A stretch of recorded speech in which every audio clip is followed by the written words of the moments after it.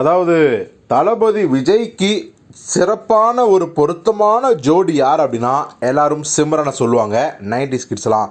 ஆனால் சிம்ரனை தாண்டி ஒரு ஹீரோயின் பொருத்தமான ஜோடி அப்படின்னா அது நம்ம த்ரிஷாவை தான் சொல்லுவாங்க.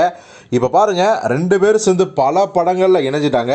போன வருஷம் லியோவில் கூட பார்த்தீங்கன்னா 2 பேரும் கணவன் மனைவியாக தான் நடிச்சிருந்தாங்க. அப்படி ஒரு கெமிஸ்ட்ரி இருந்துச்சு. ஸோ அந்த கெமிஸ்ட்ரிக்கு பிள்ளையாக சொல்லி போட்ட ஒரு படம் தான் 2004 ஏப்ரல் 17 தமிழ் புத்தாண்டை முன்னிட்டு ரிலீஸ் ஆன கில்லி அப்படிங்கிற படம்.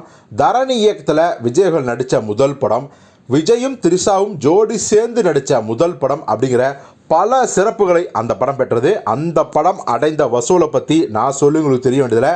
அப்போவே 50 கோடிக்கு மேலே அந்த படம் வசூலாச்சு. இப்போது இந்த ஜோடி நடித்த இந்த கில்லி படம் மீண்டும் பார்த்தீங்கன்னா ரீரிலீஸ் ஆக போகுது ஏப்ரல் 2024. இப்போது இந்த படம் ரிலீஸ் ஆகி சரியாக 20 வருடங்கள் ஆயிடுச்சு.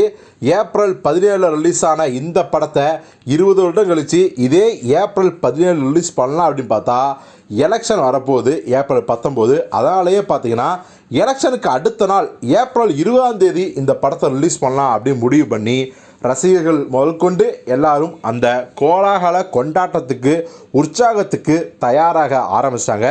ஸோ தரணி இயக்கத்தில் விஜய் நடித்த மாபெரும் வெற்றி படம் இந்த கில்லி. ஸோ அப்போது யாரெல்லாம் அந்த படத்தை தியேட்டரில் பார்க்கலையோ இப்போது அந்த படத்தை பார்க்கறதுக்காக ரசிகரோட ஆரவாரத்துக்காக அவங்க வெயிட் பண்ணிருக்காங்க. ஸோ ஏப்ரல் 20 இந்த படம் மிகப்பெரிய அளவில் ஓப்பனிங்கை உண்டு பண்ணும்.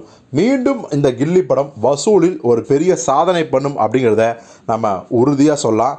யாரெல்லாம் இந்த கில்லி படத்தை 20 வருடங்களுக்கு முன்னாடியே தியேட்டரில் போய் பார்த்தது அப்படிங்கிற உங்கள் அனுபவத்தை கமெண்ட் பாக்ஸில் பதிவு பண்ணுங்கள்.